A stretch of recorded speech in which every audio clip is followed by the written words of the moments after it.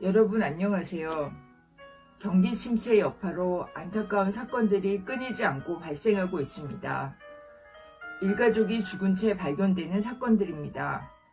특히 부모들이 자식들을 죽이고 자살하는 사건이 많이 발생하고 있습니다. 자식들의 앞날이 걱정되는 부모의 극단적인 선택이겠지만 아무리 부모라고 해도 자식들을 죽일 권리는 없으며 그것은 곧 살인이다라는 여론이 팽배합니다. 무제적인 궁핍 등 자살의 원인은 견디기 힘든 고통이겠지만 우울증은 우리의 생각을 극단으로 몰고 갑니다. 그리고 부정적인 생각은 꼬리에 꼬리를 무는 특징이 있습니다. 당신의 마음을 진단해 드립니다에서는 우리의 생각은 우리의 것이 아니라고 말합니다. 우리 마음속에는 저절로 이런저런 생각이 일어났다 쓰러지고 이 생각이란 것은 마치 원숭이가 이 나무에서 저 나무로 마구 뛰어다니듯이 이리저리 움직이는 속성을 갖고 있다고 지적합니다.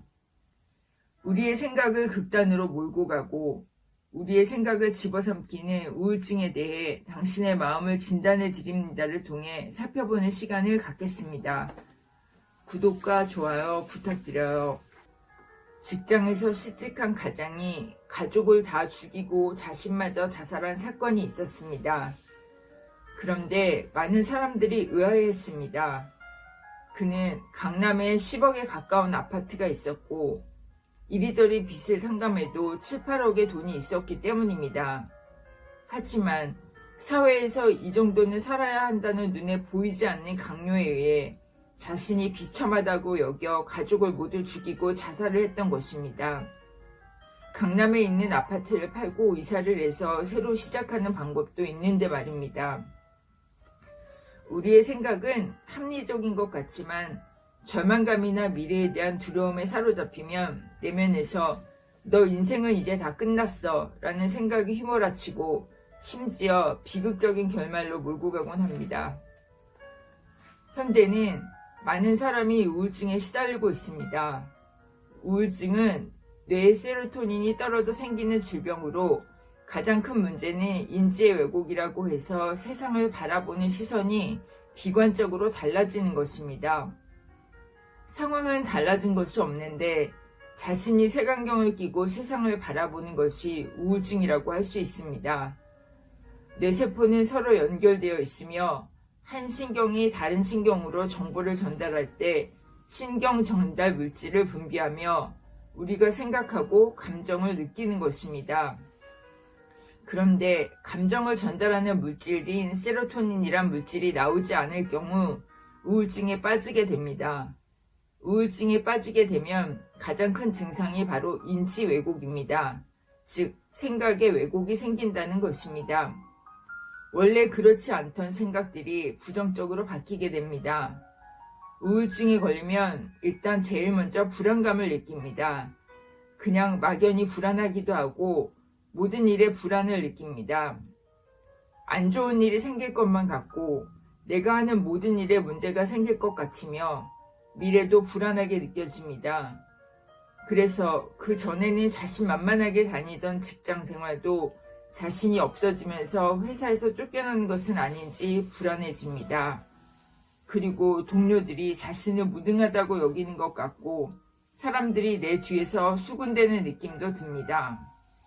그리고 사람들이 나를 따돌리는 것 같고 내가 정말 아무런 능력도 없는 사람처럼 느껴집니다. 그러다 보니 내 인생은 다 끝날 것 같고 다른 사람들은 다 행복해 보이는데 나만 불행한 것처럼 느껴집니다. 그리고 자신감이 떨어지면서 앞으로 살아갈 날이 캄캄하고 자신에게 불행한 일만 닥칠 것처럼 느껴집니다. 그러니 살아갈 희망이 없어지고 결국 극단적인 선택을 하는 경우도 있습니다. 인지의 왜곡이 무서운 이유는 사랑하는 가족의 앞날, 슬퍼할 부모님, 힘들게 모은 큰 재산도 눈에 들어오지 않게 만듭니다. 인지 왜곡, 즉 생각의 왜곡이 어떻게 사람의 생각을 지배하는지 알 수 있습니다. 반대로 조증이라는 정신질환이 있습니다. 조증은 우울증과는 달리 기분이 들뜨고 말이 많아지며 무엇이든 할 수 있을 것 같은 과도한 자신감이 있는 상태를 말합니다. 그래서 평범한 회사원이 조증이 발병하면 갑작스럽게 1박에 몇백만 원에 달하는 특급 호텔의 스위트룸에 며칠씩 머물면서 돈을 물쓰듯이 쓰는 경우도 있는데 자신을 그런 방에서 거쳐야 할 정도의 대단한 사람이라고 착각하기 때문입니다. 이런 경우를 과대망상이라고 하며 좀 더 심한 경우에는 일반 사람들이 듣기에는 터무니없는 이야기를 하기도 합니다. 예를 들면 자신이 기도하면 우리나라가 통일될 수 있으며 자신이 천지를 지배하는 조물주의 헌신이라고 하기도 합니다.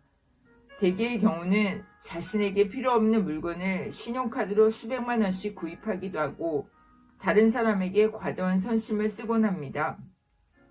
이런 조증의 증상을 바탕으로 영화나 드라마에서 조증 상태인 사람을 아주 행복하게 그리기도 합니다. 현실은 어찌됐건 그 사람은 자신을 위대한 사람이라고 생각하니 아주 행복할 것 아니냐고 짐작하기 때문입니다.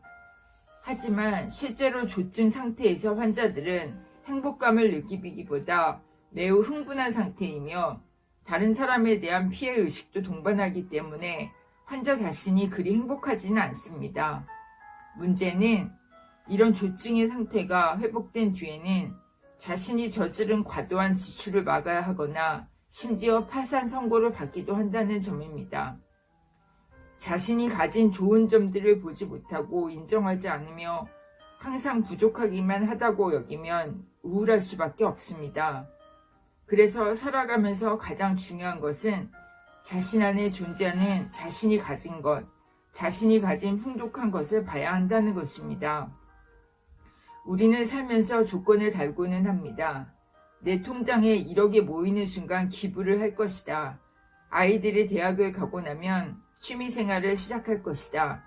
내가 하는 사업이 매출이 10억 정도 되면 그때 가족들과 시간을 많이 보낼 것이다. 내가 앓고 있는 병이 나으면 내가 하고 싶던 일을 다 할 것이다. 그런데 모든 조건이 다 갖추어진 뒤에 하려고 하면 기회는 멀어지고 평생 찾아오지 않을 수도 있습니다. 그러면 영원히 자기가 하고 싶은 일을 할 수도 없을지도 모릅니다. 그래서 아프면 아픈 대로, 불완전하면 불완전한 대로, 내 목표에 못 미치면 못 미치는 대로, 돈이 적으면 적은 대로, 조건이 내 마음에 들지 않으면 아는 대로 그걸 안고 가면서 자신이 하고 싶은 일을 하시기 바랍니다. 우리 삶은 누구나 불완전합니다. 그러나 나의 인지, 즉 생각이 만족할 줄 알고 풍요로움을 느낀다면 우리 삶은 그 생각으로 인해 더 많은 것을 이루고 더 완전해질 수 있습니다.